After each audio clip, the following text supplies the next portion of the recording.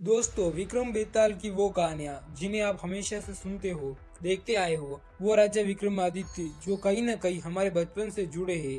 पर क्या आपने कभी उनके बचपन की कहानियां सुनी हैं, जानने की कोशिश की है? आज हम आपको इन्हीं के जीवन से जुड़े कुछ ऐसे तथ्य बताने जा रहे हैं जिनके बारे में शायद ही आपने कभी सुना होगा। तो दोस्तों, तैयार हो जाइए अपने और विक्रमादित्य दोनों के बचपन को एक बार फिर से जीने के लिए।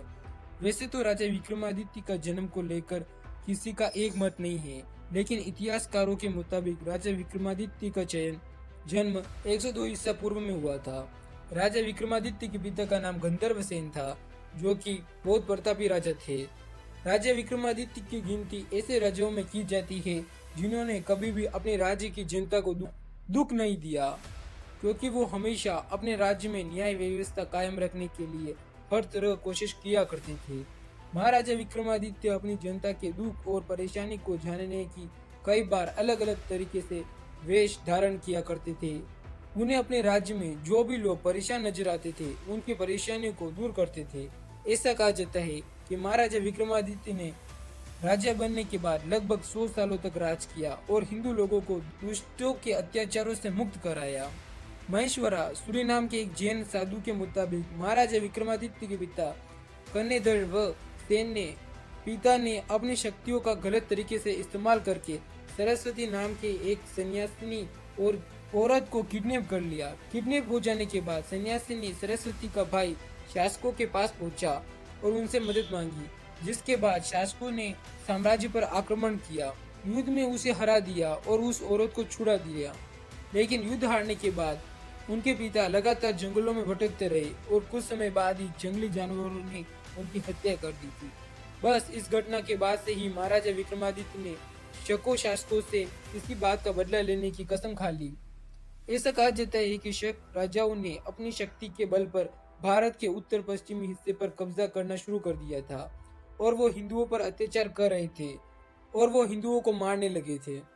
ऐसा माना जाता है कि तब हिंदुओं को शकों के अत्याचार से मुक्ति दिलाने हेतु तथा अपने पिता की मौत का बदला लेने के लिए राजा विक्रमादित्य ने शक शासकों को पर आक्रमण कर दिया था और करुण नाम की जगह पर कई शक शासकों की हत्या कर दी थी। यही कारण था कि कई ज्योतिषी और उनके राज्य की प्रजा ने उन्हें शकरी नाम की उपाधि दी थी।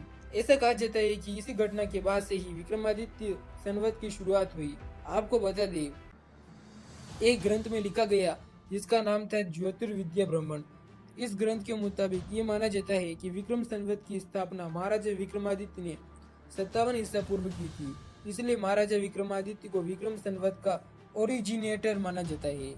राजा विक्रमादित्य के लिए ऐसा कहा जाता है, ये राजा विक्रमादित्य इतने पराक्रमी थे कि उन्होंने रोम के राजा जूलियस सीजन को भी हराया था। रोम के इतिहासकार लिखते हैं कि उस समय रोम में समुद्र की तरफ से एक ऐसी सेना की आंधी उठी थी जिसे हम रोक न सके थे और उस ताकतवर सेना ने हमारे राजा को किडनैप कर लिया था। कुछ ग्रंथों पुराणों के मुताबिक राजा विक्रमादित्य को काफी सारी दिव्य शक्तियां मिली हुई थी।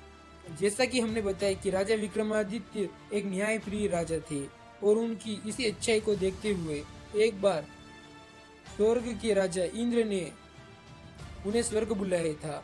राजा विक्रमादित्य ने स्वर्ग जाने के बाद इंद्र ने अपनी सभा में नृत्यांगना को यानी डांस गर्ल्स उर्वशी और रंभा को बुलाया था। जब दोनों डांसर ने राजा विक्रमादित्य और इंद्र के सामने डांस किया तो उनके डांस के दौरान ही इंद्र ने महाराजा विक्रमादित्य से पूछा कि इन्हें कौन सी नर्तकी ज्यादा अच्छी लगी। इस पर महाराजा विक्रमादित्य ने रंभा और उर्वशी दोनों की परीक्षा लेने की सोची। महाराजा विक्रमादित्य ने दोनों को एक एक फूल का गुच्छा दिया और दोनों गुच्छों में एक बिच्छू रखवा दिया। अब दोनों अप्सराओं को डांस करना था ताकि बिच्छू ना ही ले। रंभा को डांस करते हुए बिच्छू ने काट खाया, लेकिन उर्वशी ने इस दौरान अपना बैलेंस बनाते हुए काफी अच्छा डांस किया था। ऐसा कहा जाता है कि उस दौरान महाराजा विक्रमादित्य और उर्वशी की खूबसूरती पर फिदा हो गए थे। महाराजा विक्रमादित्य और उर्वशी की मुलाकात को कई कवियों ने अपनी कविताओं में भी दिखाया है। अगर आपको वीडियो पसंद आई हो तो लाइक कीजिए।